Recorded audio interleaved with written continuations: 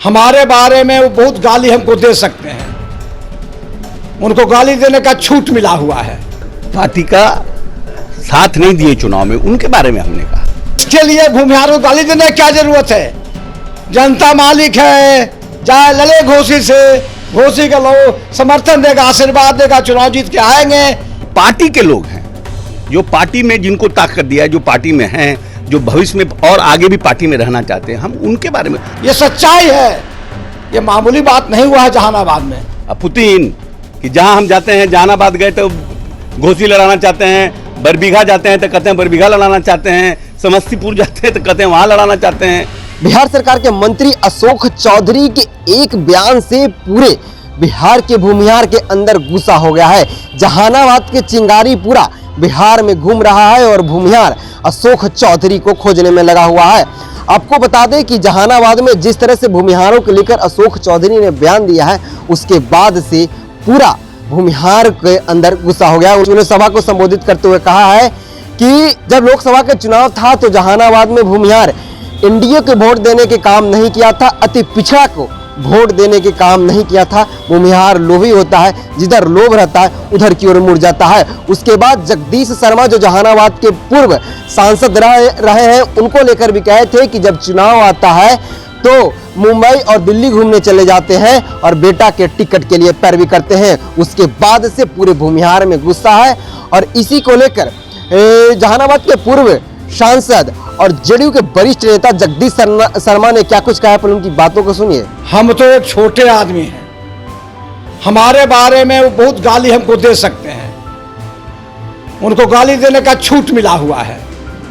लेकिन भूमिहार को गाली देना, उसके लिए शब्दों का प्रयोग करना, उसके बारे में कटु वचन बोलना, ये काफी निंदनीय है और असहनीय भी है। निंदनीय भी है, असहनीय भी है। तो इसके लिए भूमिहारों को गाली देने की क्या जरूरत है? जनता मालिक है, चाहे लड़े घोषी से, घोषी का लोग समर्थन देगा, आशीर्वाद देगा, चुनाव जीत के आएंगे। नहीं समर्थन देगा तो राहुल जीत के आएंगे। वो तो मेरा कर्म भूमि है, जन्मभूमि है, मरण भूमि है, उन्हें जिंदा हुए हैं और उन्हें दफन भी होंगे। तो करते रहते हैं तो ये तो मुख्यमंत्री को लगाम लगाना चाहिए। नुकसान भूमिहार जाति को नहीं होगा, इससे भूमिहार पूरा एनडीए को हो जाएगा नुकसान, बीजेपी को नुकसान होगा। ये सच्चाई है, ये मामूली बात नहीं हुआ है जहानाबाद में। किसी जाति विशेष को जातीय विद्वेष फैलाने के लिए आप काम करिएगा तो जहानाबाद के लोग जागरूक हैं, सभी जाति के लोग बुद्धिमान हैं, वो इनके लड़ाई लगवाने से लड़ने वाले नहीं हैं। जहानाबाद के सारे लोग रहने वाले, चाहे जिस जाति के हों, जिस धर्म के हों, जिस वर्ग के हों, जिस संप्रदाय के हों, सभी को मिलजुल कर चलने का, प्रेम के साथ चलने का, भाईचारा के साथ चलने का इल्म मालूम है और इसी रास्ते पर वहां के सारे लोग चलते रहेंगे। तो आपने सुना होगा जगदीश शर्मा के अंदर काफी गुस्सा है। इन्होंने भी अशोक चौधरी को पूरा रगड़ा है, कहा था कि आप बड़े लोग हैं, हम छोटे लोग हैं, हमको आप बोलते लेकिन पूरे समाज को गाली देना ये बर्दाश्त से ज्यादा है। इसके बाद अशोक चौधरी अपने बयान को पलट दिया और क्या कुछ कहा वो भी सुनिए।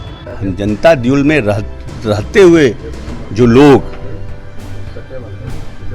पार्टी का साथ नहीं दिए चुनाव में, उनके बारे में हमने कहा। इसको लोग मेरा पूरा भाषण पढ़िए, सुनिए क्या हमने कहा। हम तो ये भी कहते हैं, ललन बाबू को मुंगेर में लोग भूमिहार बना दिया, इनको चंद्रवंशी बना दिया, वहां अति पिछड़ा वोट नहीं किया। जीवन भर मंडल कमीशन से लेकर के नीतीश कुमार के समता काल से लोग ललन बाबू अति पिछड़ा के लड़ते रहे। अब आपको चुनाव के समय बना दिया, अशोक महतो को वोट कर दिए। हम उस भावना के खिलाफ बोल रहे हैं ना। जनरल लोग खिलाफ होते हैं तो अलग बात है, लेकिन जो पार्टी के लोग हैं, जो पार्टी में जिनको ताकत दिया है, जो पार्टी में हैं, जो भविष्य में और आगे भी पार्टी में रहना चाहते हैं, हम उनके बारे में, वो क्यों नहीं अपनी ताकत लगा। हमको 5% वोट आता, हमको 10% वोट, कम से कम हमको लगता है ना भाई अपने लोग लगे हुए हैं। कोई जब सिंबल किसी पार्टी में मिल जाता है, मैं संगठन का आदमी, यूथ कांग्रेस, NSUI से हम संगठन में, छात्र राजनीति से संगठन में काम कर रहे हैं। जो तक व्यक्ति को सिंबल नहीं मिलता वो एक जात का होता है, सिंबल मिलने के बाद वो पार्टी का आदमी होता है, और पार्टी को भी आप जात में बांटिएगा। मेरा तो बोलने का भाव वही था ना।